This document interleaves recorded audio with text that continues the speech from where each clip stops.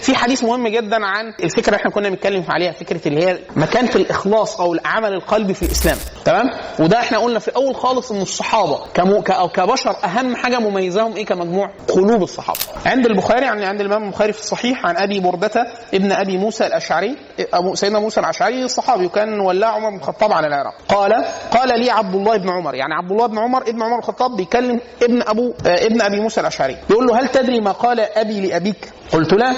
قال فإن أبي قال لأبيك يا أبا موسى. سيدنا عمر الخطاب بيقول لسيدنا موسى الأشعري، بيقول له يا أبا موسى هل يسرك إسلامنا مع رسول الله صلى الله عليه وسلم وهجرتنا معه وجهادنا معه وعملنا كله معه برد لنا؟ يعني احنا عملنا أفعال مع النبي صلى الله عليه وسلم ورضي عنها وأخبرنا بأنه راضي وأن الله عز وجل تقبلها وكذا، أنها استمرت لنا وثبتت. برد لنا يعني استقرت وثبتت. وأن كل عمل عملناه بعده، أي بعد وفاة النبي صلى الله عليه وسلم، نجونا منه كفافا رأسا برأس. يعني احنا بس نقابل ربنا بالحاجات اللي ايه عملناها لغايه ما النبي توفي، بعد كده نطلع منها لا لينا ولا علينا. ده مين اللي بيقول كده؟ عمر الذي فتح الفتوح ومصر الامصار ودخل فيه الاسلام، الناس في الاسلام افواجا وكذا.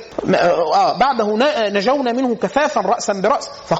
فقال ابي، اي ابو موسى الاشعري، قال لا والله قد جاهدنا بعد رسول الله صلى الله عليه وسلم وصلينا وصمنا وعملنا خيرا كثيرا. احنا كل الناس اللي دخلت في الاسلام دي احنا اصلا اللي دخلناهم، وهذه الفتوح وكسر الكفار والجهاد في سبيل الله واسلم على ايدينا بشر كثير وان لنرجو ذلك. احنا عايزين ناخد ثواب ده. فقال ابي، اي عمر بن الخطاب رضي الله عنه، لكني انا والذي نفس عمر بيده لوددت ان ذلك برد لنا وان كل شيء عملناه بعد نجونا منه كفافا رأسا برأس. اما انا بقول فلا نطلع منها لا لنا ولا لنا. عمر هنا بيتكلم على ايه؟ انه لا يدري اقبل العمل ام رد. يعني هو فكره الاعمال اللي عملها الفتوح وبتاع، فيقول لك ايه؟ اول من تسعر بهم النار ثلاثه، مجاهد وشيء. طب ده علمنا الناس، مين قال لك ان ربنا تقبل؟ بس احنا فتحنا وجاهدنا في سبيل، فمين قال لك ان هو تقبل؟ طب احنا انفقنا في سبيل الله، فمين قال لك ان هو تقبل؟ فعمر بن الخطاب يريد ان يخرج منها كفافا رأسا برأس ويحسب له ما ضمنه بسبب قول النبي صلى الله عليه وسلم. فقال اي